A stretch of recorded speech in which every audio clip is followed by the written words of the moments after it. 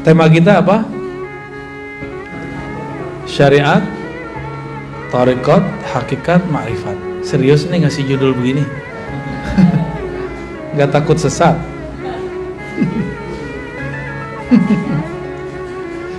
Baik, syariat, tarekat. Ada apa ini? Ada mic baru nggak?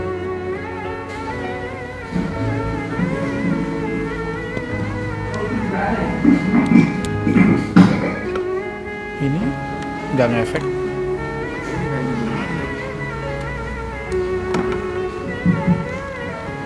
Oke, gini aja ya. Baik, Bapak Ibu yang berkahi Allah, biar nggak gantung di sini, Pak. Nggak enak rasanya. Nabi SAW tidak pernah menyebut pembagian-pembagian begini secara eksplisit seperti ilmu-ilmu yang lain. Sebagaimana tidak ada pembagian hadis sahih, hasan, dhaif.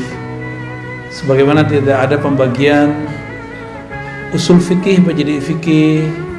Tidak ada pembagian ilmu tafsir. Semua pembagian itu tidak ada. Ya. Siapa yang membagi ini? Para ulama.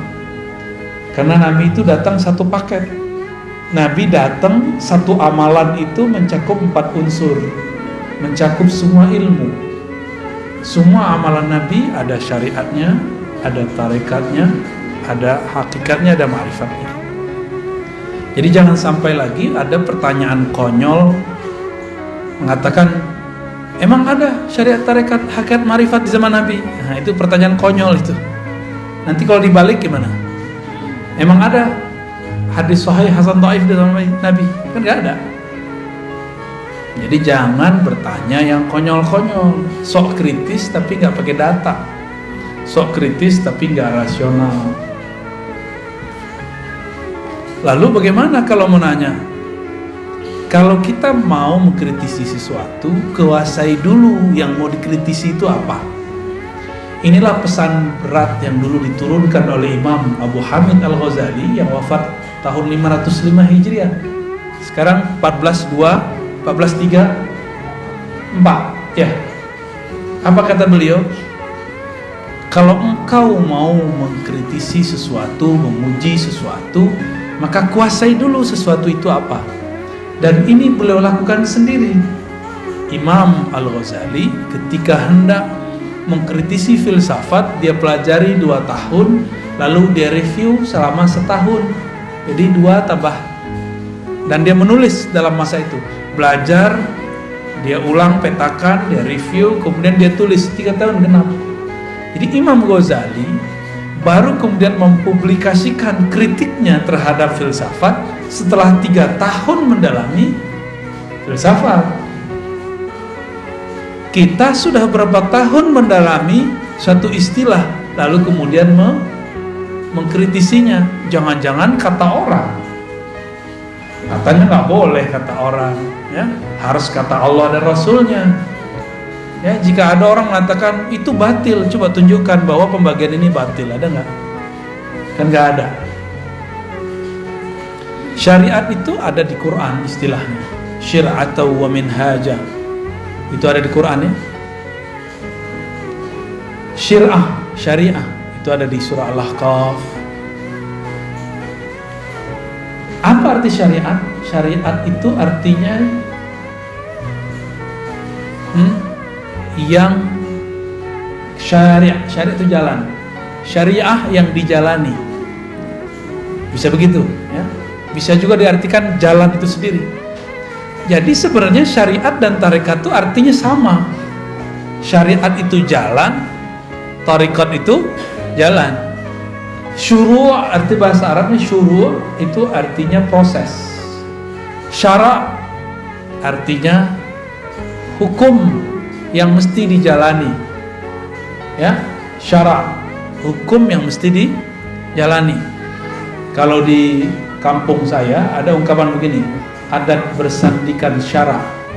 Bukan syariat, syara'. Sama, maksudnya sama. Ternyata di Jambi juga sama, di Riau saya dengar sama. Di Aceh sebagian ada yang ngomong begitu juga. Di Malaysia juga ada yang menyebutkan kalimat itu. Adat bersandikan syara. Berarti bukan hanya satu suku aja. Nggak tahu siapa yang duluan, itu tinggal klaim-klaim sejarah aja ya. Kalau klaim sejarah biasanya mulai rasis. Saya nggak mau rasis. Kita diciptakan oleh Allah lita'arafu, supaya kamu saling berbagi ilmu, saling kenalan, tidak boleh rasis. Oke. Jadi syariat artinya apa? Jalan. Tapi bedanya apa dengan thariqat? Syariat itu biasanya diartikan jalan yang zahir.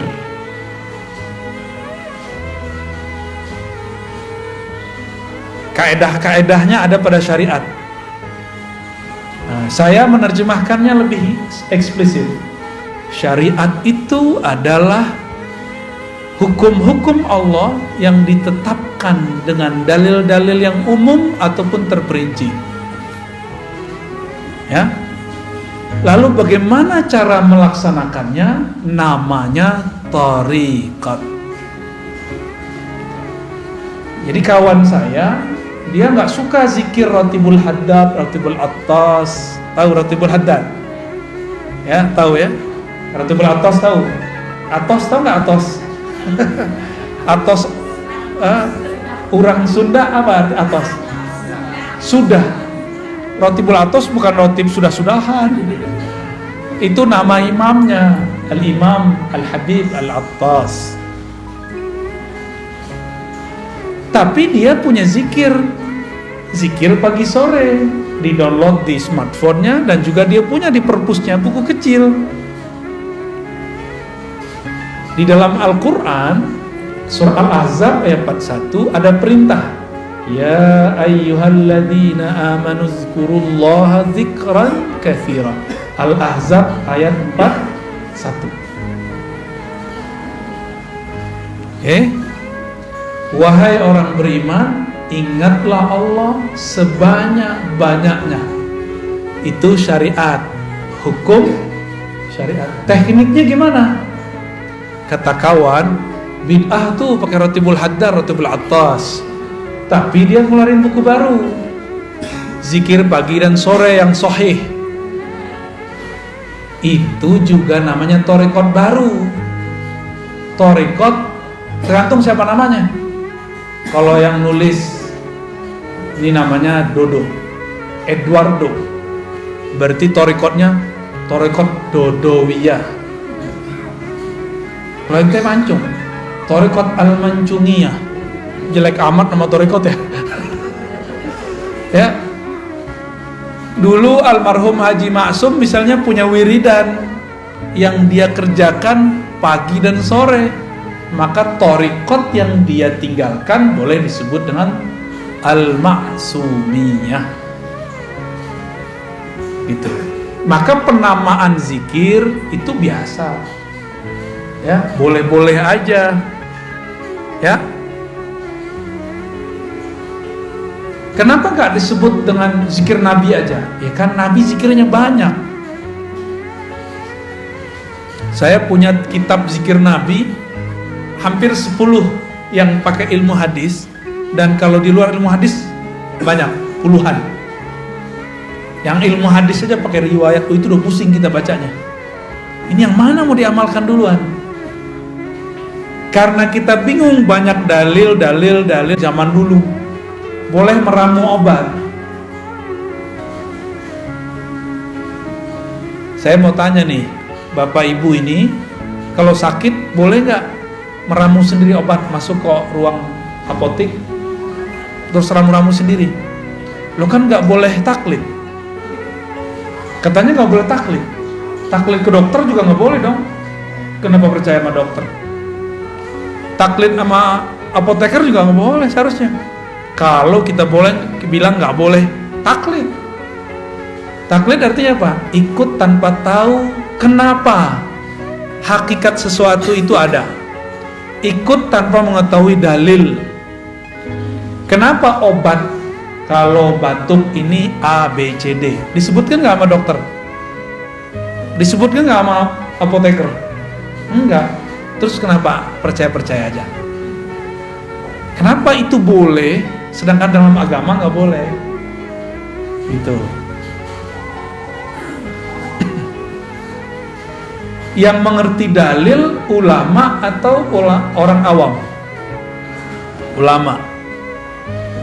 Berarti kalau nanya dalil ke siapa? Kalau kita nanya dalil ke ulama, itu sudah sama kayak kita mau taklid, tapi menaik pangkat jadi ittiba. Nah, kembali yang tadi. Bagaimana teknik berzikir itu masuk ke thariqat? Mana perintahnya zikir, masuknya ke syariat. Jadi beda syariat sama thariqat apa? Syariat itu dalilnya, thariqat itu caranya. Mudah toh? Ada perintah, shollu kama ra'aitumuni usolli. Salatlah kamu seperti kamu melihat aku sholat.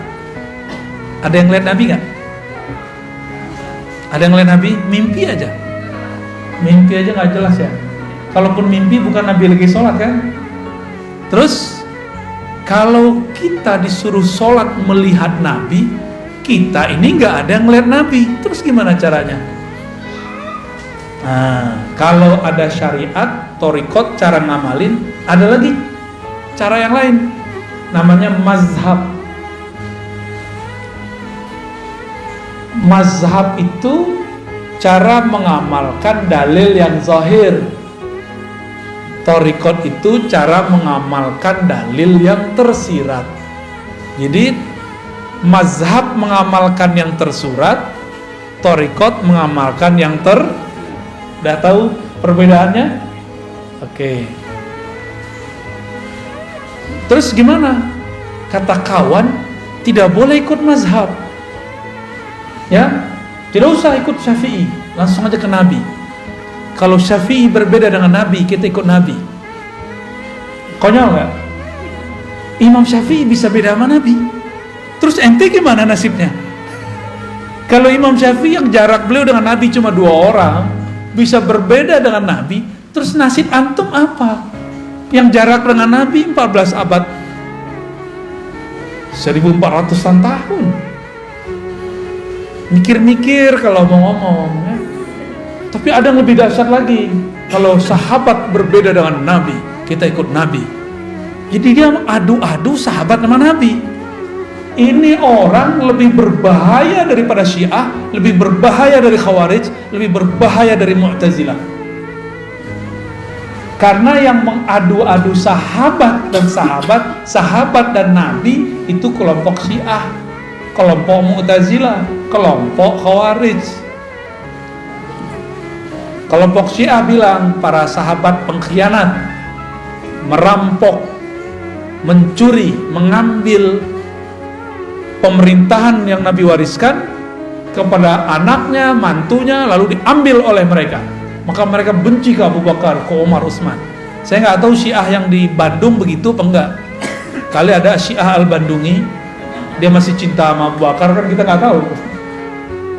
Siapa tahu kan beda, namanya doang yang sama.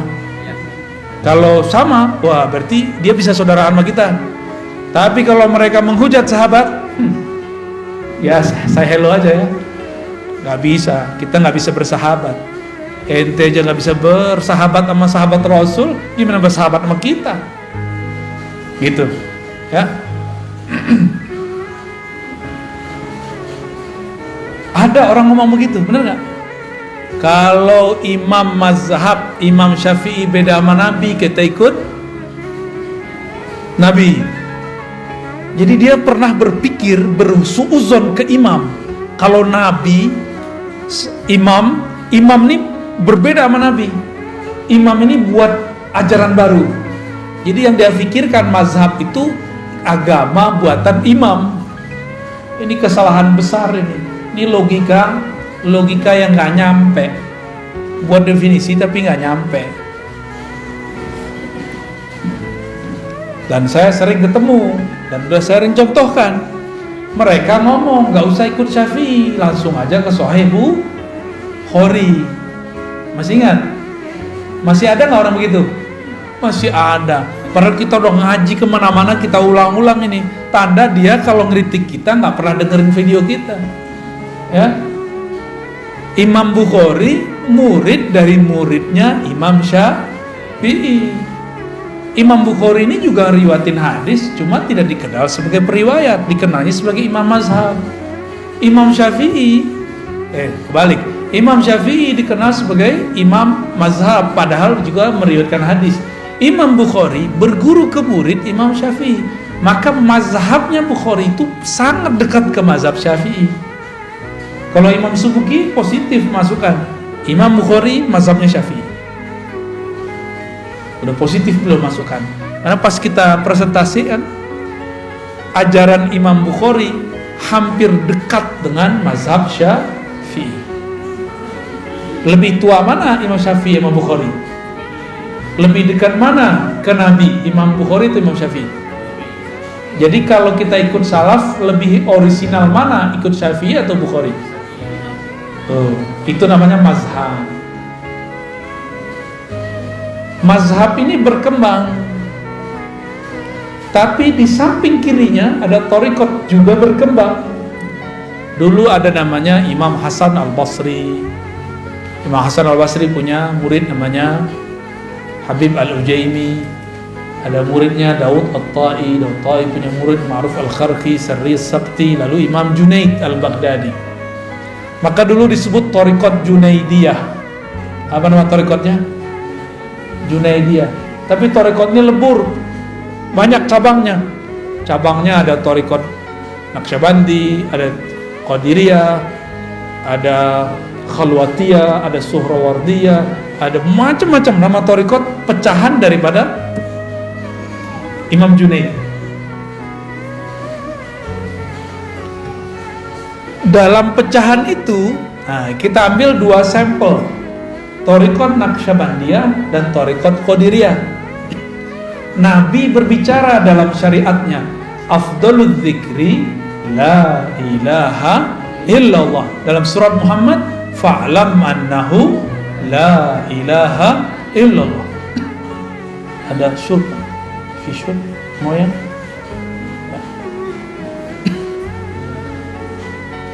Air al-maksum, ada nggak? Pakai bahasa Arab gak paham Anda bilang. Moya al-maksum. Maaf merepotkan. Gak usah pakai gelas, udah gini aja. Udah gini ya. Bismillah.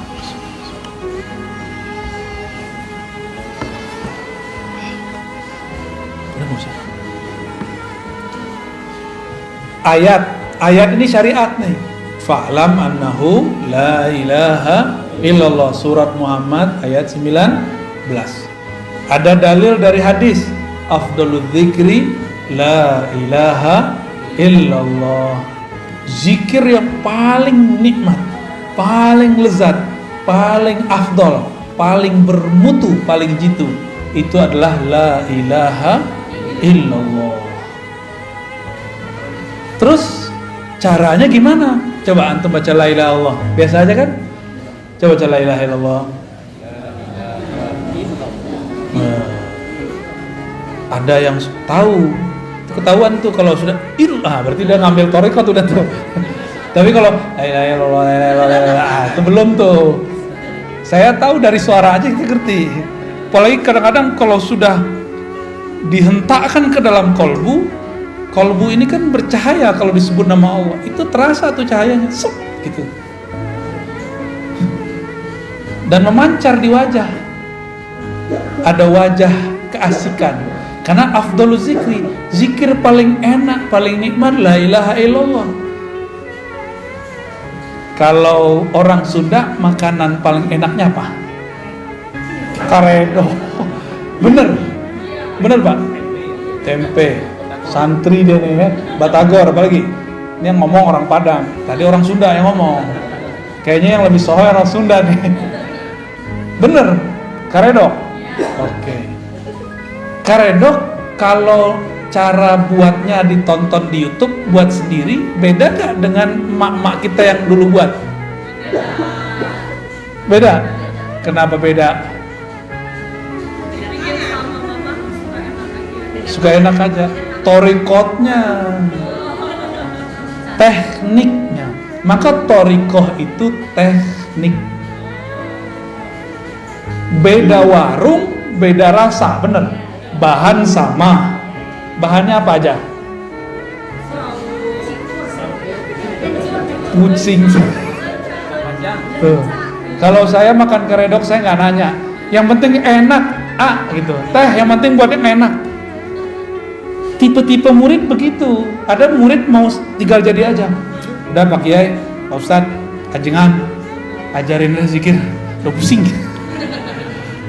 Tapi kalau sang guru tahu, la ilaha nafi illallah isbat, diambil dari pusar, dibawa ke kayak gitu caranya.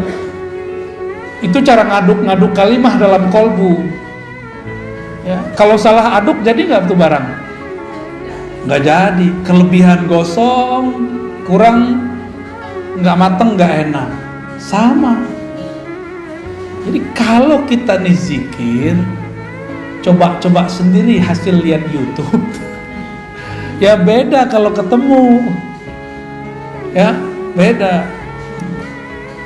Abis makan di tempat orang jual karedok yang enak di Bandung, kita nggak belajar cara buatnya. Besok balik kita nggak belajar nih, kita cobain di rumah dengan cara yang lama. Rasanya beda nggak? Oke.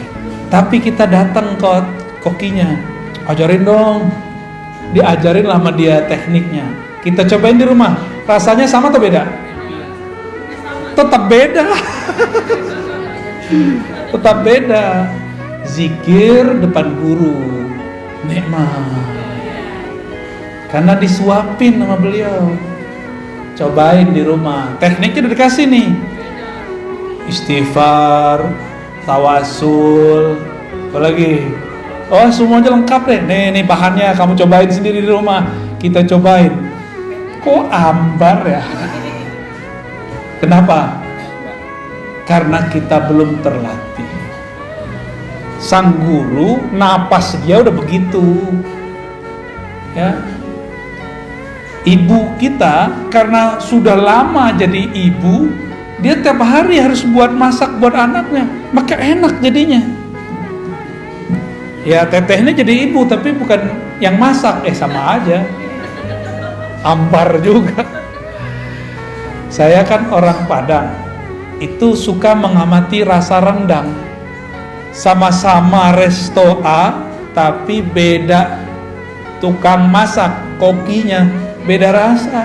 Padahal mereknya sama. Ya, sama-sama rendang loh ya. Padahal bahannya sama. Itu namanya thariqah. Beda cara adukannya, beda teknik membuatnya. Masukin daging ke dalam santan aja itu ada timingnya. Bener? Emang begitu. Sama. Kadang guru nih nafsu punya murid, belum saatnya dimasukkan daging kalimatullah ke dalam kolbu murid, udah dikasih-kasih aja. Namanya obral zikir. Jangan lagi obral zikir, ini kalimah thayyibah, ini kalimah mahal. Afdalul dzikri la ilaha illallah. Pelan-pelan. Kecuali si murid udah lama zikir, udah lama berguru dan direstui oleh gurunya, baru kita kasih. Walaupun sekali bertemu boleh. Cuma baru kemarin sore hijrahnya udah minta talqin aja ya. Kan orang kebanyakan pengen begitu. Tunggu dulu ya. Mau makan, kita mau makan nih, piring kita kotor, diapain dulu? Langsung makan? Langsung masukin karedok? Ya. Ya, dicuci dulu, dilap dulu, itu namanya taubat. Kolbu ini kan tempat, kalau kita nih maksiat pakai mata, pakai telinga, itu di kolbu tuh nodanya banyak. Itu harus dibenerin dulu, baru nanti kalimah la ilaha illallahnya masuk ke dalam kolbu dan dia tidak ada halangan, masuknya nikmat. Tapi coba jus stroberi, enak nggak? Cuma di dalamnya ada dahak. Di gelasnya ada dahak, gimana? Rasa jelly ya? Apa rasa apa? Dawet ayu. Warnanya berubah. Mau? Kan nggak mau. Jusnya enak, tapi di dalamnya sudah ada yang menjijikkan. Kita nggak bisa menikmati. Inilah yang terjadi pada murid yang dia talqin zikir sebelum kolbunya dibersihkan. Pembersihan kolbu cukup istighfar dan taubat, sederhana aja. Pengakuan kepada Allah nggak perlu kepada guru, ke Allah aja. Cukup Allah yang tahu masa lalu kita. Gak usah kita kemudian sampaikan kepada orang. Ya, semua kita ini kan punya masa lalu yang gelap. Bahkan mungkin ya pelangi-pelangi, kadang gelap, kadang terang, gitu ya. Ya inilah kita, kira-kira begitu. Kita emang begitu, mau gimana lagi? Maka saya nggak percaya ada orang suci 100% kecuali Nabi Muhammad Sallallahu Alaihi Wasallam, kecuali para nabi. Nggak percaya saya selain mereka. Kalau mereka emang maksumuna, dijaga oleh Allah. Kalau almarhum Haji Maksum namanya Al-Maksum, beliaunya nggak maksum. Benar Pak Cepi? Pernah dimarahin nggak Pak Cepi? Tuh, dokter aja bilang pernah marahin. Menurut pandangan Pak Cepi sebagai anak, ayah pernah salah nggak? Pernah Pak tuh, namanya Al-Maksum benar. Maksud saya apa? Label-label A, B, C, D tidak akan merubah subjeknya. Kita bilang nih, inilah ajaran Rasulullah, inilah yang paling murni, ini langsung dari salafus soleh. Belum tentu, itu kan klaim aja. Inilah yang paling benar, inilah thariqah yang paling sahih, kan klaim. Iklan kecap. Ya, nomor 1 terus. Oke? Itu baru thariqah tuh. Udah mulai paham? Sama-sama karedok, tapi beda teknik, beda koki, hasilnya beda. Sama-sama thariqat qadiriyah, tapi beda mursyid, beda guru, beda mentor, beda murabbi, beda hasilnya, beda enaknya. Dan jangan salahkan para salik, para penikmat ini, dia sedang memburu restoran ruhani, namanya Naqsyabandiyah. Siapa dulu kokinya? Siapa dulu pimpinan dapurnya? Siapa dulu pemiliknya? Ya. Apalagi sudah beda menu. Naqsyabandiyah menunya beda dengan Qadiriyah. Di Naqsyabandiyah zikir lembut dulu, baru zikir keras. Nggak ada keras juga sih, zikir bersuara aja. Di Qadiriyah zikir keras dulu, la ilaha illallah, gitu kan? Kalau di Naqsyabandiyah enggak, mata dipejam, lidah dikunci, sebutlah selembut-lembut mungkin nama Allah. Kayak kita bermanja-manja kepada sang kekasih bernama Allah. Beda nggak? Beda, badan lemes-lemesin. Kalau di thariqah qadiriyah enggak, kalau perlu tangan di kepal. Dulu saya belajarnya begitu. Kepal tanganmu, ya. Tarik nafas, baca. Mulai dari zikirhu Allah, la ilaha illallah, Allahu, semuanya itu. Ada zikirhu aja, ada ahad-ahad aja. Betul-betul menghentak di dalam badan ini. Ada ilustrasi lain. Kita ini ada yang suka musiknya nge-rap, nge-rock, ada yang suka musiknya slow, bener. Ini wajahnya wajah apa nih? Nggak percaya. Ini sukanya apa? Jangan-jangan haram lagi. Sukanya hadroh.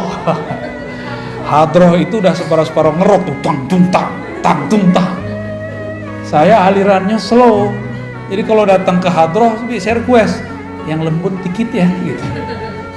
Karena kalau denger dulu masih muda banget, seneng. Dulu thariqah qadiriyah, thariqah samaniyah yang saya pelajari, kita seneng kalau zikir keras. Apalagi kalau dikasih duk-duk. Allah, la ilaha illallah. Waduh, nikmatnya bukan main. Kalau seminggu itu nggak ada zikir keras, kayaknya dunia ini hambar. Dulu begitu. Belakangan umur udah nambah, ya senangnya yang adem-adem, yang lembut-lembut, tapi tidak anti zikir keras. Memahami, oh zikir keras ini beda gitu. Cari senangnya yang lembut-lembut. Datanglah Syekh Ahmad Khatib As-Sambasi yang hijrah ke Makkah. Dia belajar 2 thariqah, Naqsyabandiyah, Qadiriyah. Dia gabunglah satu paket. Zikir keras dulu, habis itu lembut.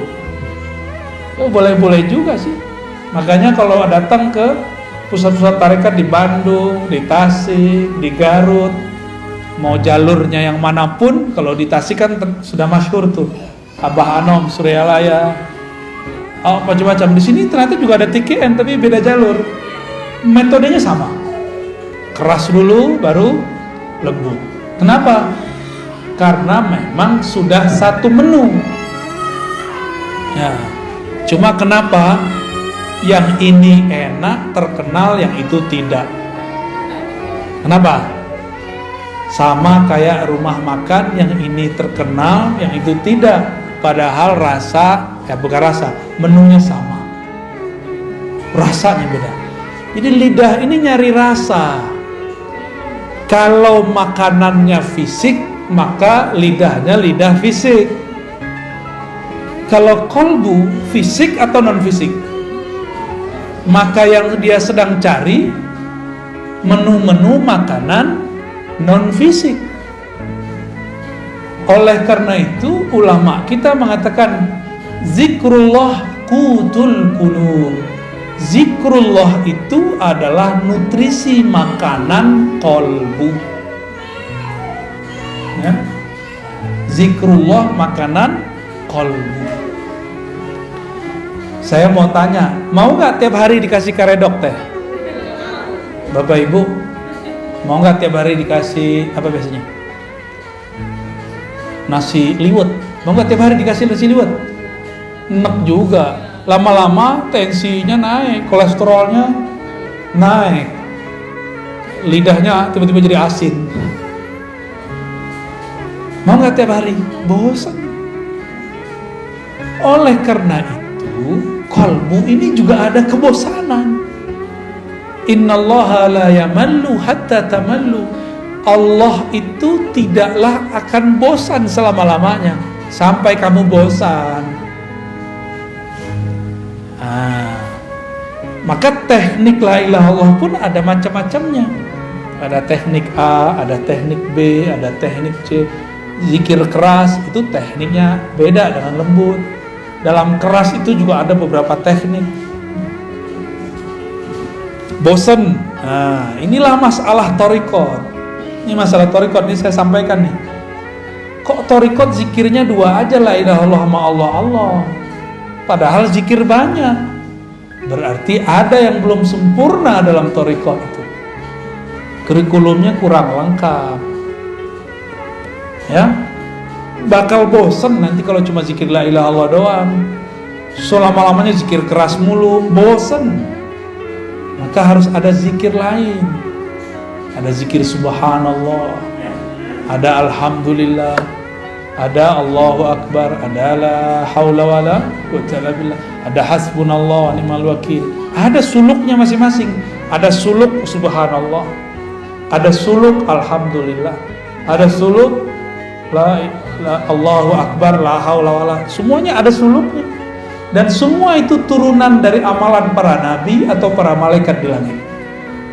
Hasbunallah zikir siapa? Nabi siapa yang waktu itu dibakar siapa? La ilaha illallah biasa. La ilaha illa anta, siapa yang zikir begitu? Nabi yang dilempar ke perut ikan, Yunus. Maka la ilaha illa anta itu namanya suluk Yunusiyah, tarekat Nabi Yunus. Ada tekniknya. Kalau belum nyampe ke teknik itu, nggak akan ada rasa baca la ilaha illa anta. Gitu, ya. Ada tekniknya semua. Allah berfirman ke Nabi Musa, Musa, innani anallah la ilaha illa ana. Sesungguhnya akulah Allah, tiada ilah, tiada yang berhak disembah, tiada Tuhan kecuali aku. La ilaha illa ana. Oh, ternyata ahli zikir tertentu, dia kalau baca la ilaha Allah, dalam batin dia yang bunyi la ilaha illa ana. Seakan-akan Allah berkalam, lidahnya baca la ilaha illallah, la ilaha illallah, tapi di batinnya seakan-akan Allah bicara seperti kepada Nabi Adam. Itu semua nggak bisa dibuat-buat. Itu semua ada kurikulumnya, ada tekniknya. Kalau seorang mursyid belum mendapatkan tekniknya, dia pun haram mengajarkannya. Dia harus belajar lagi ke mursyid yang lebih tinggi. Di atas mursyid ada mursyid, di atas dokter ada dokter spesialis. Ya, begitu terus. Ada tahapan-tahapannya. Ini kita baru ngomongin thariqah. Teman saya psikolog itu kalau mau terapi orang nggak langsung terapi. Ada namanya conditioning. Bener? Dikondisin dulu nih orang, baru berhasil. Sama kalau kita mau mengajarkan zikir atau mau belajar zikir, kondisikan dulu pikiran. Walaupun banyak masalah, minimal pas belajar masalahnya ditaruh dulu, gitu ya. Jangan dibawa masalahnya dalam belajar, nanti gak fokus. Oke? Itu thariqah. Jadi thariqah terjemahannya apa? Jalan atau teknik mengamalkan dalil yang tersirat. Kalau fikih, mazhab, teknik cara mengamalkan dalil yang apa kata dalil tersurat? Jika kamu hendak sholat, maka takbirlah, angkatlah tanganmu. Kita takbir, Allahu Akbar. Rasanya ada nggak? Kalau tidak belajar thariqah, rasanya hambar. Gitu. Ya hambar aja. Apalagi orang yang belajar sholatnya lewat buku atau YouTube, lewat video, ya salam. Nabi bilang, sholatlah engkau seperti engkau melihatku. Kita nggak lihat Nabi, maka kita harus cari orang yang ketemu Nabi. Siapa yang ketemu Nabi? Ada nggak? Ya udah, cari guru yang ketemu Nabi. Kita datanglah ke guru yang ngajarin sholat. Kita tanya, antum ketemu Nabi nggak Pak Kiai? Pasti dia bilang tidak, paling mimpi doang. Terus tahu dari mana sholat? Saya punya guru. Gurunya kita tanya lagi terus sampai ke sahabat Nabi. Jadi jarak kita sama Nabi udah 14 abad. Berarti caranya sudah mungkin ada tambahan, ada pengurangan. Supaya tidak ada tambahan dan pengurangan, wajib lewat mazhab. Supaya nanti kita nggak salah kira. Kita kira orang berbeda sama kita menambah atau mengurangkan. Jadi kenapa ada kelompok sekarang suka nyala-nyalain ibadah kita? Karena dia belajar fikih bukan lewat mazhab. Mereka anti mazhab. Maka di luar mereka bid'ahkan, gitu. Ya, bahaya nggak tuh? Bahaya sekali. Jadi salah satu musibah di umat ini munculnya kelompok anti mazhab. Secara rohani, musibah bagi umat ini munculnya kelompok anti thariqah. Akhirnya zikir hambar semua. Dia baca zikir pagi sore tapi nggak ada efeknya dalam hidupnya. Dia sholat, ruku, sujud, tapi tidak ada natijah rasa yang dia dapat setelah membaca. Kata orang-orang ini, sholat nih, mohon maaf kalau jidatnya ada hitam, ya. Jidat hitam itu boleh-boleh aja. Cuma bukan itu yang dimaksud. Simahum fi wujuhim min athari sujud. Ada tanda bekas sujud di jidat mereka, di wajah mereka, wujuhihim, karena bekas sujud. Saya udah putar-putar nyari riwayat, adakah jidat Nabi itu hitam? Nggak ketemu. Meskipun berjidat hitam boleh, nggak ada masalah kan, emang mungkin kulitnya agak sensitif, orangnya juga sensitif, lengkap sudah. Terus apa yang dimaksud tanda sujud? Tanda sujud saya sering sebutkan, orang sujud kepalanya di mana? Di bawah apa? Di bawah tempat paling kotor di alam semesta. Nih, tempat buang air kecil. Ya walaupun bajunya bagus, walaupun bedaknya masya Allah, bajunya oke, tapi bagian situ bau nggak? Nggak enak kayak ngomongin begitu ya. Tapi emang itu bau, udah selesai. Sekarang ditaruh di bawahnya. Gimana? Maka yang disebut athar sujud, bekas sujud adalah hilangnya kesombongan seorang hamba. Itu baru disebut bekas sujud. Jadi siapakah yang sujud kepada Allah? Orang yang sudah melepaskan kesombongannya, ego-egonya, merasa sok pinter, sok alimnya, sok solehnya, sok merasa paling benernya, dia buang sudah. Karena yang merasa sok bener di sini, bener. Yang merasa pinter mana?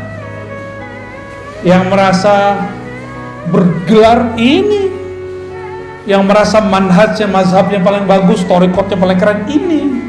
Kalau ini nggak mungkin. Ini maka ditaruh di bawah. Jadi asarus sujud adalah kerendahan hati. Efek dari sujud adalah rendah hati. Gimana? Udah rendah hati belum? Lagi belajar. Kadang-kadang jujur, mending jujur begitu. Berarti sholat kita ini sudah benar belum? Kira-kira sholatnya diterima nggak? Kayaknya nggak diterima sih. Soalnya simahum fi wujuhimnya belum ada. Karena puncaknya sholat ketika kepala di bawah. Di saat itu tidak ada lagi ego, tidak ada lagi sombong. Kalau masih ada, sholatnya belum diterima, kira-kira gitu. Gimana dong? Orang-orang kayak kita ini sok soleh, sok merasa sholat. Ada orang telat sholat aja kita kata-katain. Ya, ada orang nggak sholat kita suzon. Ya. Dia padahal udah jamak. Ada orang kita lihat nggak sholat padahal dia sudah jamak. Bisa nggak begitu? Ya, susah ya.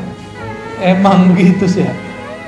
Di otak ini, ya, kortek depan ini dia sukanya prasangka. Ternyata otak ini di istilah orang-orang ahli neurologi disebut otak reptil. Ini yang disebut dalam Al-Quran, ulaika kal an'am, mereka itu seperti binatang. Otak reptil itu 5-10%. Selebihnya sisanya berapa? Otak kanan atau kiri 40, 45 ya, 45. 45 kiri kanan itulah yang akan mendalami thariqat, hakikat, ma'rifat. Sayangnya orang cuma berpikir pakai 10% ini. Makanya jadi bodoh seumur hidup. Keras sekali. Cari lawan terus, karena reptil kan suka nyari lawan. Kepalanya begini terus tuh. Siapa lo? Aliran baru nih. Jadi setiap kali ada kelompok baru, kepalanya seperti reptil. Kalau nggak menghindar, ngelawan. Begitulah terus. Ulaika kal an'am. Nyalak mulu. Ya? Maka di Quran disebut seperti kalbun. Seperti si kuku. Jika engkau biarkan yalhas, jika kau perhatikan yalhas, engkau apa-apain yalhas. Yalhas itu lidahnya begitu mulu. Auzubillah min dzalik. Kita ini jangan-jangan baru sujud fisiknya, belum sujud. Kita baru sujud fikih, mazhab, belum sujud thariqat. Kalau sudah sujud thariqat, tahu tekniknya. Kalau engkau sujud, rendahkan egomu, hancurkan egomu, hinakan jiwamu di hadapan Allah. Dihina-hinain benar. baru berbuah namanya tawadu. Tawadu rendah hati namanya hakikat. Ya, jadi hakikat itu buah dari orang dari tarekat. Zikir. Ala bidzikrillah tatmainnul qulub. Ketahuilah hanya dengan menyebut nama Allah hati jadi tenang. Cara nyebutnya gimana? Ada cara nyebutnya. Gimana cara nyebutnya? Nama ala bizikrillah, hanya dengan nyebut nama Allah. Nama Allah siapa? Ya Allah. Gampang tuh? Gimana cara nyebutnya? Allah. Gitu cara nyebutnya? Enggak. Ada tekniknya. Ya. Itu yang mahal. Ya, harus pakai talqin.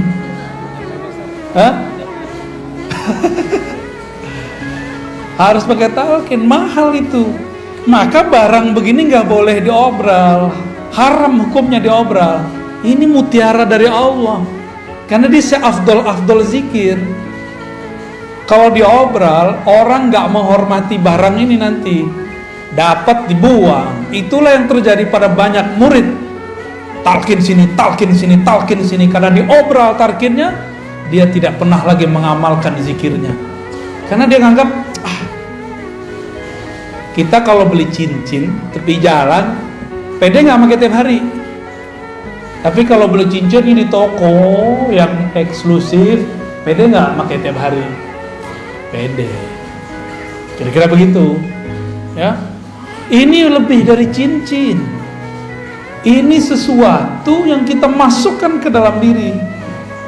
Mau obral-obralan, maka dalam thariqah kami, talqin itu bukan nomor pertama.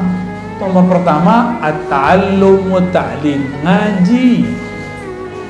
Udah bener ilmunya baru talqin. Udah hilang syaknya, sehingga dia tahu nama yang akan dibaca dia adalah zat yang maha agung.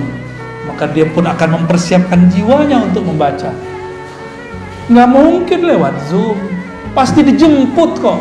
Antum ini kan lucu, takut COVID ngaji lewat Zoom. Tapi kalau pengen makan resto, datang langsung. Ya salam ya. Nggak adil sama diri sendiri. Takut ngurus badan fisik, tapi virus rohani dibiarkan. Sampai mati begitu aja lah ya. Rasain aja terus. Nggak ada perkembangan dalam batin kita. Nggak adil. Innallaha yuhibbul muqsitin. Allah senang sama orang yang adil, yang proporsional, jelas. Lagi pengen makan redok ya, datang ngantri lagi, masuknya pakai masker pas makan. Mungkin nih ditutup nih, nom bisa nggak? Kan nggak bisa. Makan pakai masker bisa nggak? Gaya-gaya doang pakai masker. Ya, pas mau makan pasti dibuka. Hilanglah social distancing. Kenapa antum nggak takut? Giliran mau ngaji dempet-dempet dikit takut. Nggak percaya kalau pas ngaji ada rahmat turun, ada malaikat rahmat. Itu di antara antum banyak sekali malaikat rahmat. Itu sampai ke atas sana. Nggak ada virus berani masuk. Masuknya paling pas masuk mall tuh, ya, yang disalahin pengajian sama masjid. Malaikat itu kalau ada orang duduk di tempat zikirnya, lalu doa, Allah marhamhu, ya Allah rahmati dia, selamatkan dia, jagalah dia. Malaikat kalau doa mustajab nggak? Dia nggak pernah dosa, ya, masih takut,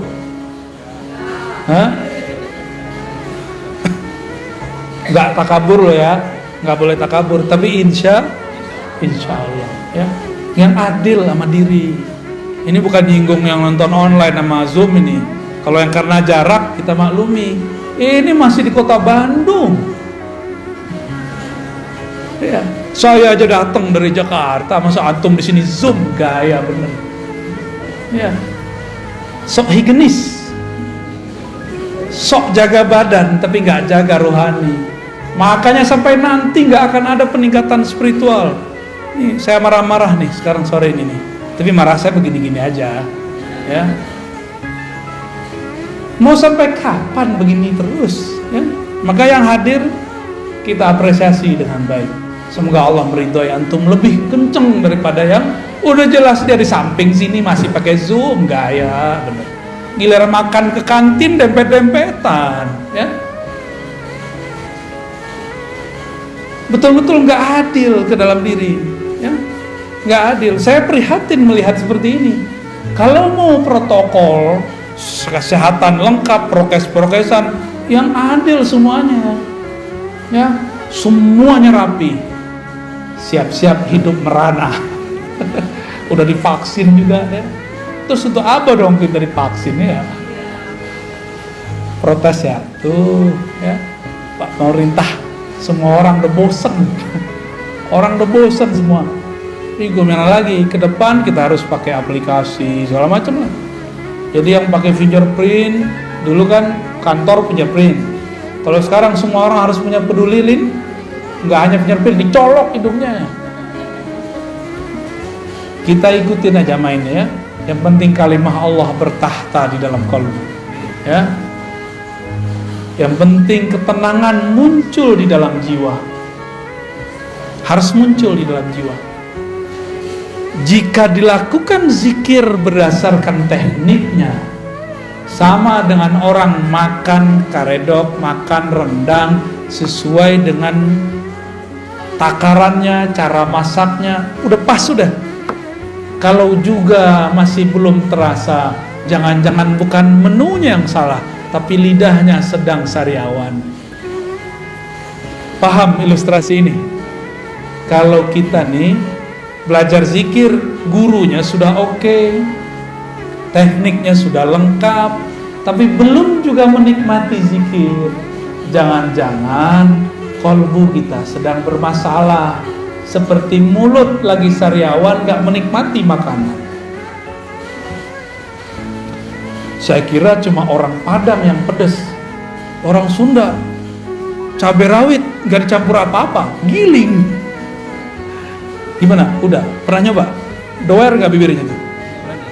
Gak berani. Tuh orang Padang gak berani, orang Sunda berani. Pantesan lebih pedas dari kita, ya gak? Maaf, canda-canda. Itu torikot. Hasil dari bertorikot, tenangnya kolbu dalam berzikir, namanya hakikat. Kita punya kesimpulan, punya hikmah. Oh begini ya kalau zikir dikerjakan secara benar, hasilnya begini. Kita tahu metodenya, tahu teorinya, paham hikmahnya. Ini namanya hakikat. Ya, jadi hakikat itu pengetahuan yang diperoleh setelah menjalani hakikat. Tapi hati-hati, tidak semua pengetahuannya tepat. Maka di atas hakikat ini harus ditingkatin lagi. Si hakikatnya harus diuji. Karena hakikat ini pengetahuan, tapi pengetahuannya terpisah. Zikir la ilallah rasanya ini, zikir hu rasanya ini. Itu namanya hakikat. Terpisah-pisah. Beda zikir, beda rasa. Umroh sama puasa, beda nggak rasanya? Keasikan umroh haji berbeda dengan keasikan tahajud, benar? Pilih mana? Sama-sama pegel loh kaki, tahajud, sama-sama tawaf. Kenapa orang lebih sering memilih umroh? Padahal mau ketemu Allah di rumah juga bisa. Nggak mesti ke Ka'bah kali. Kenapa? Karena menu. Orang bosan satu menu. Rasa, ada rasa yang didapat di dalam umroh beda dengan rasa yang dapat dalam tahajud. Rasa ini menghasilkan pengetahuan. Pengetahuan inilah yang disebut ilmul yaqin. Ilmu yakin. Paham? Kira-kira? Nama lainnya hakikat. Sehingga kita punya keyakinan Kalau aku baca ini, aku yakin begini. Itu orang udah punya hakikat. Maka orang yang sudah mengerti hakikat, jika ada orang bersyariat sholat 1000 rakaat, dia cukup 2 rakaat, itu udah sama. Kalau orang bersyariat belum mengerti ilmu yakin, dia sholatnya baru by pahala. Kalau ada pahala dia sholat, kalau nggak ada pahala dia nggak sholat. Kalau orang mengerti hakikat, dia sudah tahu bahwa sholat itu jangan harap pahala, tapi ada sesuatu di belakang itu. Inilah yang disebut oleh Nabi, orang alim tidur lebih ditakuti oleh setan daripada orang yang itu, maksudnya yang punya ilmu hakikat. Kalau ilmu yang zahir-zahir mah biasa. Lalu apa beda hakikat dengan ma'rifat? Hakikat itu masih bisa luntur. Hakikat itu masih bisa salah. Yakinan kita kadang-kadang belum tepat. Dari mana kita tahu?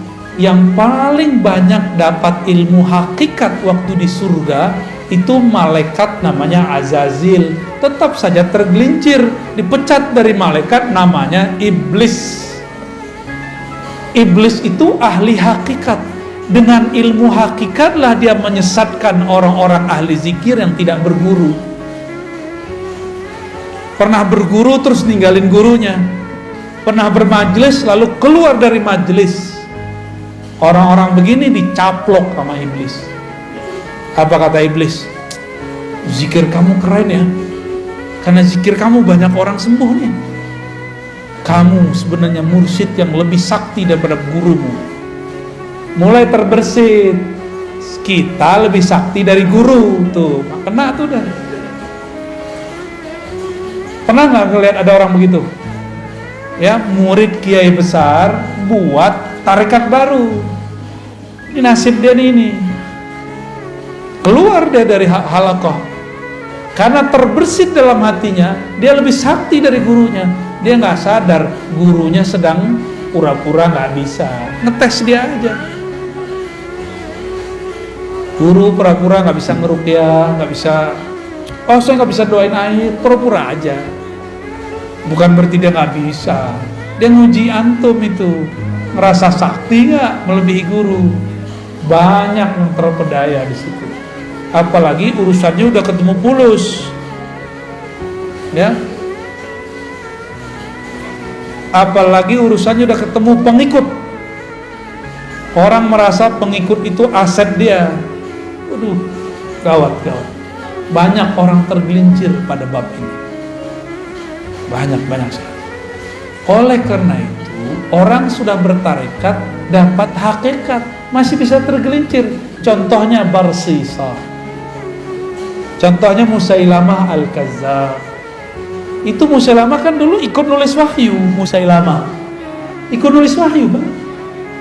Khidmah ke Rasulullah. Maka kita berdoa orang-orang yang berkhidmah untuk agama ini, untuk kita tidak belok di akhir nanti. Amin. Ya, ini bahaya benar. Kenapa? Si Musailamah ini melihat harian Nabi. Dia mikir, Nabi mah biasa aja orangnya. Kita begini, dia begini. Kita begitu, dia begitu. Akhirnya dalam pikiran apa? Nabi ini orang biasa kayak. Kejadianlah sekali, ada penulis wahyu selain Musailamah. Nabi turun ayat kepada Nabi. Tapi Nabi gak bacakan semua. Nabi masih tertegun, keasikan membaca ayat. Si penulis wahyu ini diizinkan Allah terbuka tarbir rohaninya. Dia dengar Jibril baca ayat. Surat Al-Mu'minun itu tentang penciptaan alam, penciptaan tubuh kita. Fatabarakallahu ahsanul khaliqin. Dengar dia. Terus dia konfirmasi ke Nabi, ya Rasulullah, lanjutan ayatnya ini bukan? Saya barusan dengar ada Jibril baca. Kata Nabi, benar.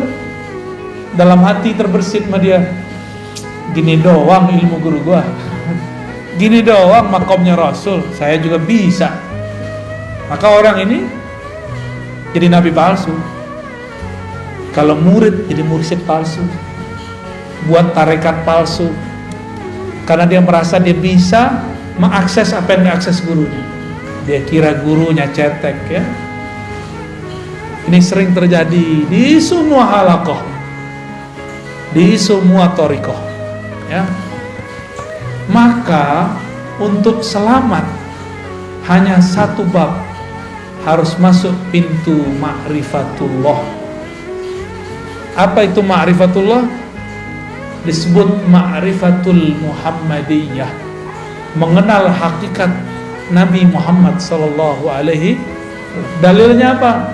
Qul in kuntum tuhibbunallah fattabi'uni. Katakan jika engkau cinta Allah maka ikuti aku sang Muhammad. Maka dia harus ikut ma'rifat Nabi Muhammad sallallahu alaihi wasallam. Nabi ketika sholatnya banyak, beliau gak bilang supaya kalian selamat. Nabi bilang, aku ingin bersyukur kepada Allah.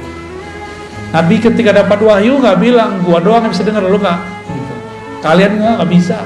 Gak ada Nabi kesombongan begitu, gak ada. Nabi selalu merendahkan hatinya di hadapan Allah dan para sahabatnya. Yang dimaksud al-haqiqah al-Muhammadiyah, itulah kemurnian akhlak Nabi Muhammad sallallahu alaihi wasallam, yang berakhlak dalam hakikatnya, dalam bertorikotnya, dalam bersyariatnya. Itulah yang dapat ma'rifat. Dan tidak sedikit kita dengar ada orang ketemu orang semakin tinggi teori ma'rifatnya semakin sombong. Apa itu? Ngeremehin orang, berarti dia sombong gak? Gak level, nah, gitu kan? Kajian kulit tuh gak penting. Nih kajian hakiki nih, kajian hakikat nih, kalian gak tahu. Ngomong begitu itu sombong namanya. Sedangkan Rasulullah mengajarkan tidak boleh sombong. Udah jam 5 Ustaz. Kholas ya? Ya udah tanya jawabnya kalau ada. Fadhal. Terima kasih ya.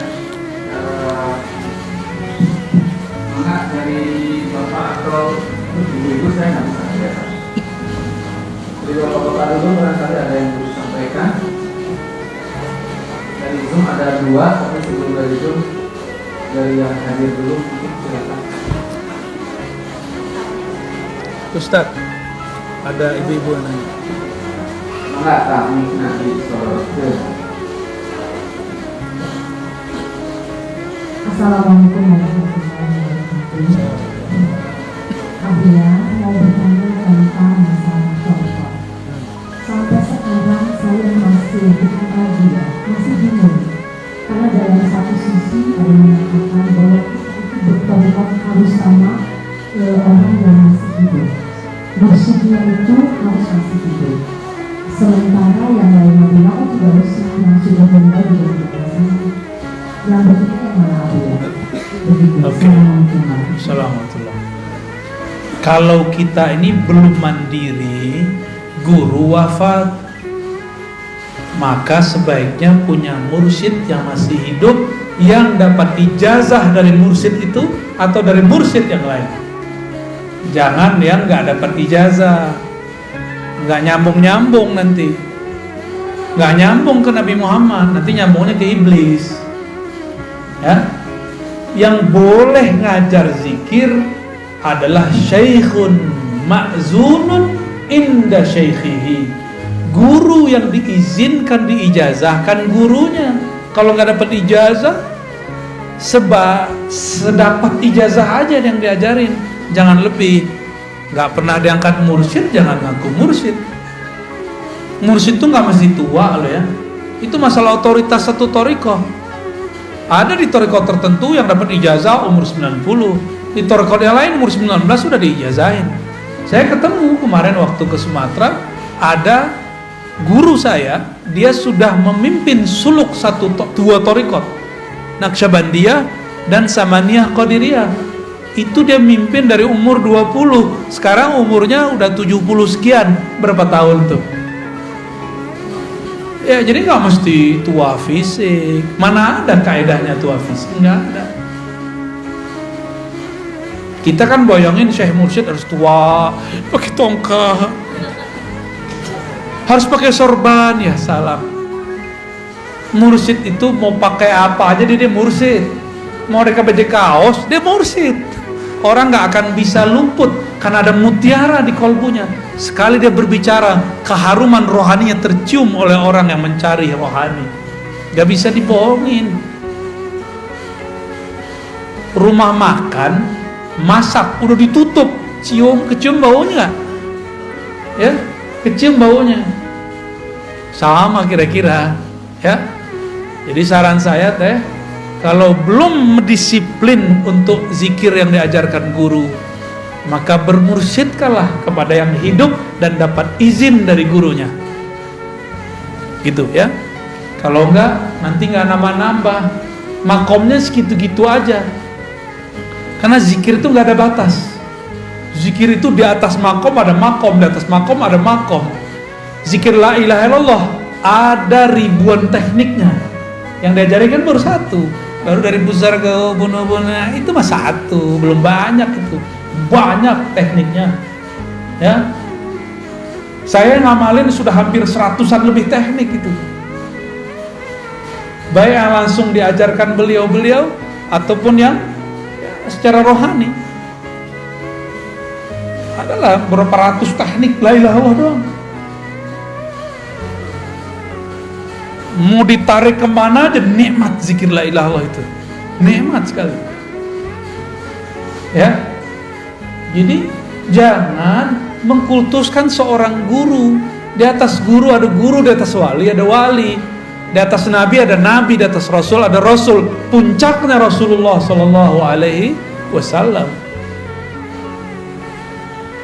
Thariqat itu yang hebat bukan namanya, tapi mursyidnya. Ya. Oh, thariqat A lebih bagus. Enggak. Yang bagus tuh mursyidnya. Karena banyak juga yang thariqatnya sama nggak berkualitas orangnya. Ya. Sama kayak tadi, sama-sama karedok. Ya. Tapi beda orang, beda yang masak, beda hasilnya.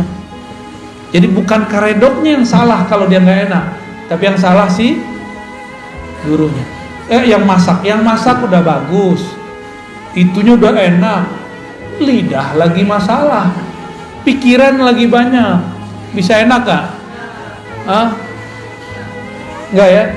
Mau makan karedok ingat AA, AA yang lama. Baik, terjawab ya? Terjawab? Oke. Alhamdulillah. Ada 4, tapi saya kira yang tentang thariqat juga ada 2 pertanyaan, tapi saya kira sudah terjawab dengan kalimat terakhir. Dan tentang thariqat yang benar saya kira yang tadi Buya sampaikan. Kemudian tentang sekarang di akhir Desember, 22 Desember kemarin tentang Hari Ibu, karena itu keputusan diri mereka sehingga itu dianggap sebagai tasawuf jika kita mengikutinya. Bagaimana itu tentang Hari Ibu? Hari Ibu itu apa definisinya? Nggak tahu juga. Jangan-jangan mengharamkan sesuatu yang nggak tahu, ya kan? Saya mau tanya dulu orang yang mengharamkan mengucapkan selamat Hari Ibu. Saya pengen tahu nih, ini serius nanya loh, apa yang dimaksud Hari Ibu? Sehingga kita mengharamkan yang jelas, jangan yang nggak jelas. Kalaupun kita menghalalkannya, kita menghalalkan yang jelas, bukan menghalalkan yang abu-abu. Coba definisinya apa? Yang pakar nasionalis nih. Hah? Ini kan kampus, masa nggak ada yang tahu? Nyelekit ya. Apa Hari Ibu, Ustaz? Nggak tahu. Ya udah, berarti nggak usah jawab boleh dan nggak boleh, berarti kita nggak ngerti, ya kan? Oh ini menyerupai Nasrani, menyerupai Nasrani. Emang Hari Ibu orang Nasrani buat? Ada nggak di ajaran Nasrani Hari Ibu? Gak ada juga. Terus di mana? Hindu? Gak ada juga. Itu urusan apa?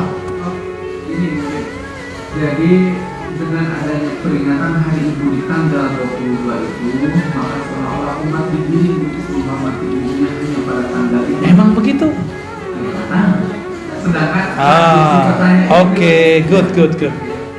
Berarti ada orang yang mendefinisikan hari ibu, dia buat definisi sendiri. Definisinya barusan tuh dari antum tuh. Apa kata si orang ini? Kata antum tadi apa?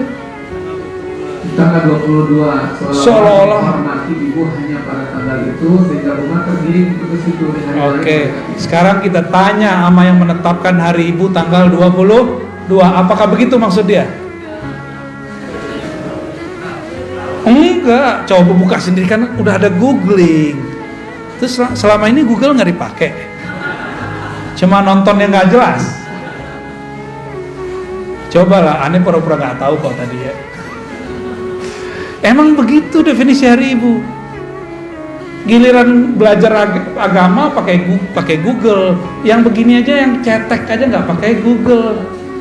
Gaptek namanya, itu punya fatwa al-Gaptekiyah, fatwa mazhab Gaptek. Tanya dong sama orangnya, apa maksud mereka hari ibu? Apakah cuma hari ibu menghormati ibu?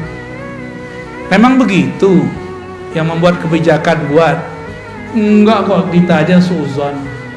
Jadi kita buat definisi sendiri, terus kita haram-haramin. Sama kayak orang mau posting video, buat sendiri videonya, rekam sendiri, posting sendiri, like sendiri, puji-puji sendiri, wow keren. Ya salam. Ini zaman benar-benar bahlul bener ini. Buat definisi sendiri, terus haram-haramkan sendiri, terus marah-marah sendiri, terus ajak umat untuk marah-marah. Gak begitu kalau kita mau berfatwa. Fatwa itu ada ilmunya. Gak boleh fatwa pakai nafsu. Fatwa itu pakai ilmu. Sebelum berfatwa wajib memetakan masalah yang difatwakan. Selesai memetakannya, baru kita bilang ini yang masalah di sini, yang itu tidak masalah, atau ini masalah semua. Harus sama dulu persepsinya.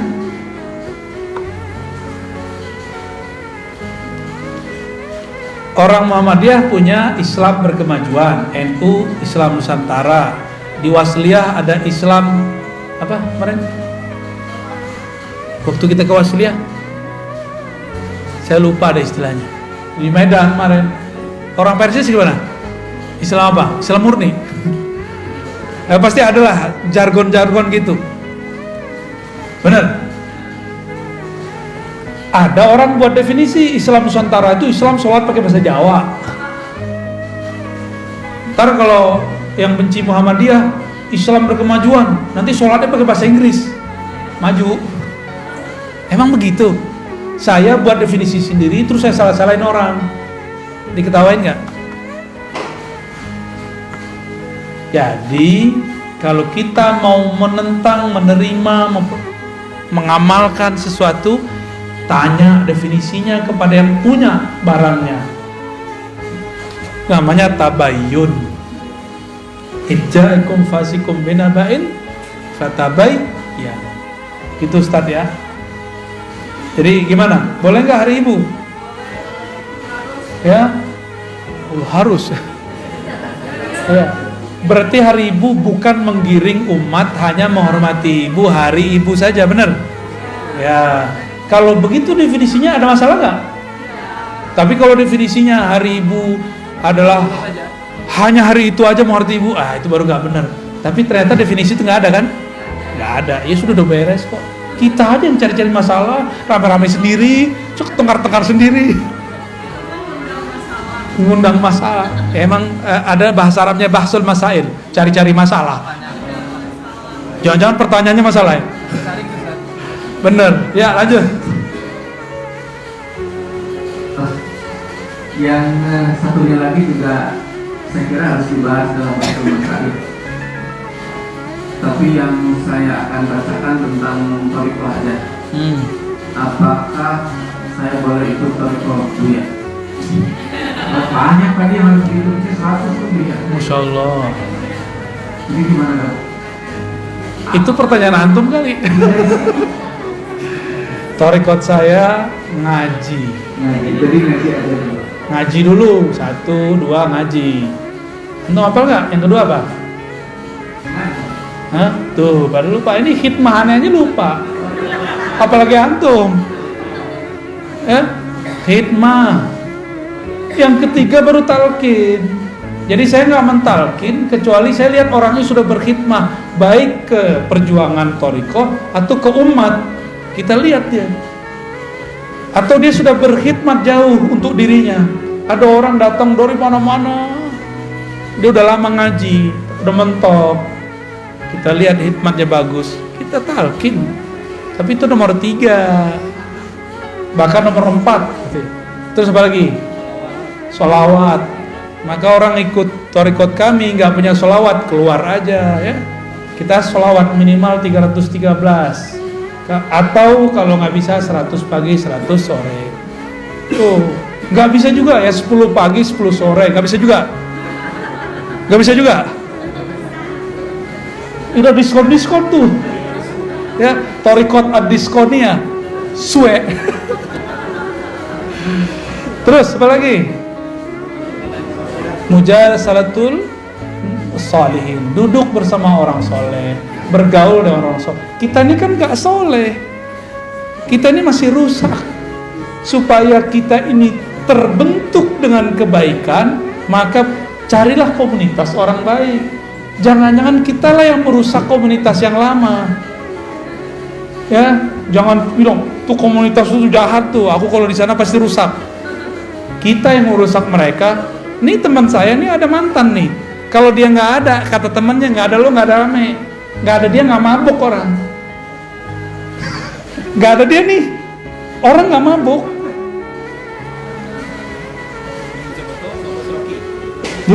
Lebih itu mah cetek sama dia. Orang kalau mabuk masih ngomong-ngomong, kata itu mah cetek. Bagi dia udah hilang. Serius itu. Serius itu. Jadi kitalah yang menyebabkan orang rusak. Karena muka kita ini muka syahwat, ya kan? Muka bejat lah muka kita ini. Saya ngomong ke dalam diri saya sendiri. Bahwa di dalam diri ini ada kebejatan, ada kenakalan. Saya ngomong begini bukan untuk antum saja, untuk diri saya sendiri. Karena gejolak itu masih ada dalam diri saya. Karena wajar umur masih belum terlalu tua, masih muda dong. Iya, masih seger lah. Gejolaknya kuat. Lebih berat saya kali daripada antum. Saya ketemu banyak orang, macam-macam warna kulit, macam-macam, pusing kita. Tapi kalau karena di dalam ini jorok mikirnya. Kalau dalamnya bening jadinya. Kalau dalamnya oke, keluarnya oke. Ya. Jadi tuduhlah, katakan ke dalam diri, wahai jiwaku yang penuh dengan kemunafikan, jangan engkau tuduh orang lain munafik. Itu sebabnya kita perlu berkumpul dengan orang-orang soleh. Orang soleh bukan soleh pakaian. Pakaian tidak pasti. Soleh dalam artian solihun, yang sesuai lahir dan batinnya. Itu bahasa Arab. Soleh itu sesuai, lahir batinnya sesuai. Ya, baik. Apa thariqat terakhirnya apa? Hah? Salamatus sadar, gak nyimpan dendam, benci, suuzon, buruk sangka kepada orang lain. Bisa nggak? Hah? Ada tekniknya. Ya, apa lagi masih ada? Adab. Susah kalau sendiri, kalau berguru gampang. Ya. Ajari aku. Ya, itu kurikulumnya itu ada 7, ya, ada 7. Dari situlah kita kemudian bergerak. Ya, sekarang marhalahnya baru 2, 1, 2, 3, 4 ini muter-muter. Ya, ta'lim, ta'lum, khidmat, talqin, udah. Ini masih yang concern. Jadi kenapa orang thariqat masih busuk-busuk hati? Ya, karena dia nggak nyampe ke salamatus sadar, cuma zikir-zikir doang. Zikir kalau belum istighfar, tambah banyak zikirnya, tambah besar dendam dan sombongnya. Jadi harus ada zikir pembersih, ada zikir menaikkan makom. Kalau belum dibersihkan dengan istighfar dan tobat, udah zikir la ilallah, ya kan naikin makom. Dia naik, nodanya juga naik. Tubuh pohon ini berkembang, benalunya nggak dipotong, tambah gede pohon, tambah gede juga si benalunya. Maka carilah guru yang bisa membersihkan parasit dalam diri kita. Parasit itu ya menjalar dalam jiwa. Semua kita itu sama. Ya. Mungkin nggak mursyid punya penyakit hati, mungkin, tapi dia tahu cara ngobatinnya. Kalau antum dikit aja nggak tahu caranya, ya, kira-kira begitu ya. Oke, pertanyaan terakhir, ya, apa ada lagi? Ini kita sering, di belakang ada juga, ada, tuh di belakang tuh. Bukan di belakang antum, ada hantu. Ya, Alhamdulillah sebagai salinan. ya, sila, mau dikasih ke belakang? Masih ada di belakang Pak? Terakhir ya dari ibu ya. Ya, angkat. Assalamualaikum warahmatullahi wabarakatuh. Assalamualaikum. Barakallahu ya. Saya termasuk yang selalu menyimak Ustaz di YouTube. Ya ada hadiah Pak Ustaz. Torikot YouTube ya. Tapi sekarang jangan ya, kita langsung. Alhamdulillah. Ini saya mau bertanya Ustaz. Apakah seseorang bisa ma'rifat Allah tanpa tahu nama ruhnya? Saya tahu dalam YouTube dan Ustaz. Dan apakah yang boleh mengenal nama ruhnya itu hanya orang-orang seperti saja atau siapa saja boleh tahu? Baik. Ustaz, kalau bisa saya mau. Ini dosisnya ada dosis 1000 ini. Oke. Ilmu tentang nama ruh ada pada bab keempat. Berarti ada bab 3, ada bab 2, ada bab 1. Bab 1 ini awal. Bab pertama namanya Ma'rifatul Asma. Mengenal nama-nama Allah. Makanya talqin zikir pasti nyebut nama Allah. Orang begini masih bisa kenal Allah tanpa nama ruh. Ya. Jadi 1, 2, 3 dapat diperoleh tanpa nama ruh. Tapi yang keempat itu ma'rifatuz zat, hanya dapat diperoleh oleh ahlur ruh, orang yang punya nama ruh, jika dia ikut suluknya ruh. Dan itu baru saja dibuka ilmunya, ya. Masih panjang jalannya ini, masih panjang. Sekarang yang ada torikot itu 3 yang pertama, yang 4 belum. Belajar ma'rifatul asma, itu nomor 2. Bab kedua, nomor pertama. Nomor bab kedua, ma'rifatul af'al, mengenal perbuatan-perbuatan Allah, cara kerja Allah. Dan yang ketiga, ma'rifatus sifat, mengenal sifat.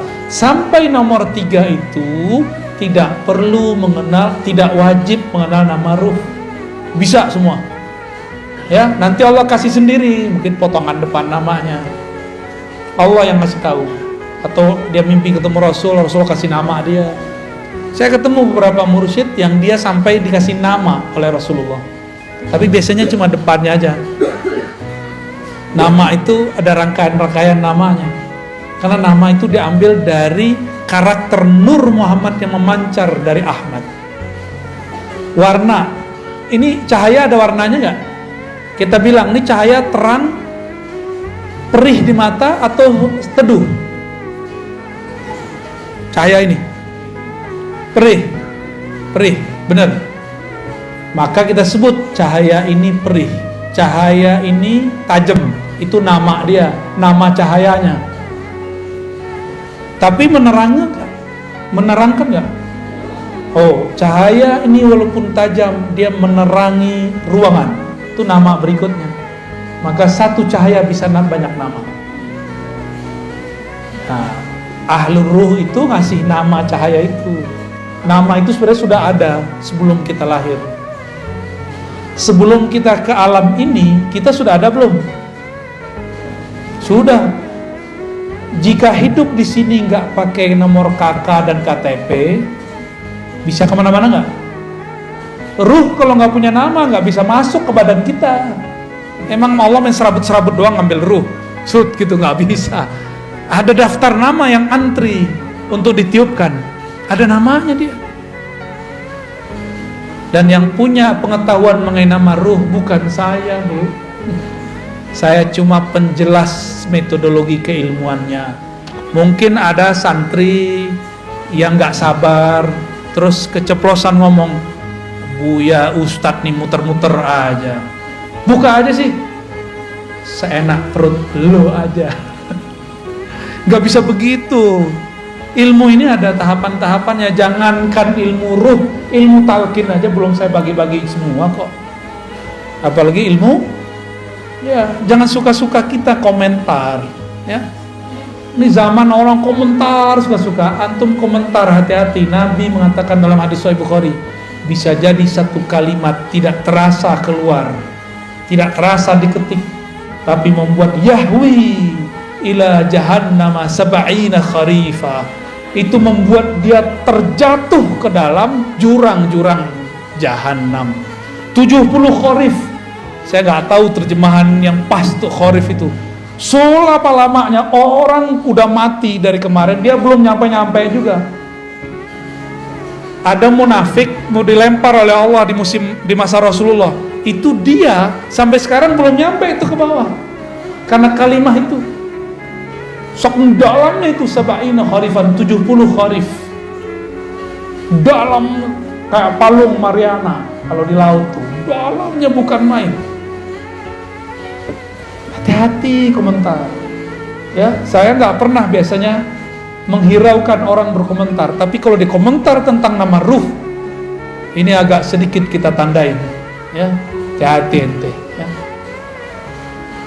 Hati-hati gitu aja. Nabi Musa ingkar dikit aja diputus sama Nabi Khidir. Padahal itu sudah buat kontrak itu. Kita bukan nabi, main ingkar-ingkar aja. Siap-siap diputus dari ilmu ruh. Ilmu ruh itu ilmu paling mahal. Paling mahal itu. Sabar-sabar gue. Ya, sabar-sabar. Nanti kalau ada komunikasi dengan teman-teman riba, daftar aja nama ruh. Kalau beruntung kita ketemu ahli yang ngasih nama ruh, kita mintain namanya. Ya. Ada nama ruh, tenang aja, ya. Tapi itu kelas 4 itu. Sekarang belajar zikir torikot yang ada aja dulu, ya. Amalin aja yang ada. Aduh, pertanyaannya udah berat ntar. Padahal kita ngaji baru berapa bulan nih. Sekali sebulan lagi kan. Pertanyaannya soal. Iya. Udah cukup. Cukup ya. Baik. Baik, kami masih ada acara lagi. Mohon maaf tidak bisa sampai maghrib di sini. Dan seperti biasa salamannya dengan hati aja ya, bil qulub. Gak usah juga dokumentasi lah, gak usah lah. Cukup di hati aja ya. Semoga tidak mengurangi kehikmatan kita bergaul bersama, bermujalasah, duduk bersama. Bapak Ibu yang bukan Allah, terutama Sahibul Bait, ya, Dr. Cepi dan tim, semoga antum yang buat kegiatan ini diberkahi oleh Allah. Semoga dijaga selalu oleh Allah, ya. Dan beliau yang mendirikan ini, Allah berikan kenyamanan, kebahagiaan, cahaya di alam sana. Amin ya rabbal alamin. Bagi kita yang hadir, jangan berhenti. Ruh itu tidak pernah puas mempelajari nama Allah, sifat Allah, hafal Allah, dan rahasia-rahasia Allah. Selamat penasaran. Assalamualaikum warahmatullahi wabarakatuh. Warahmatullahi wabarakatuh. Terima kasih Bu ya. Semoga diberikan keberkahan selalu. Terima kasih Bapak Ibu yang hadir di Yayasan Al-Masum Bandung.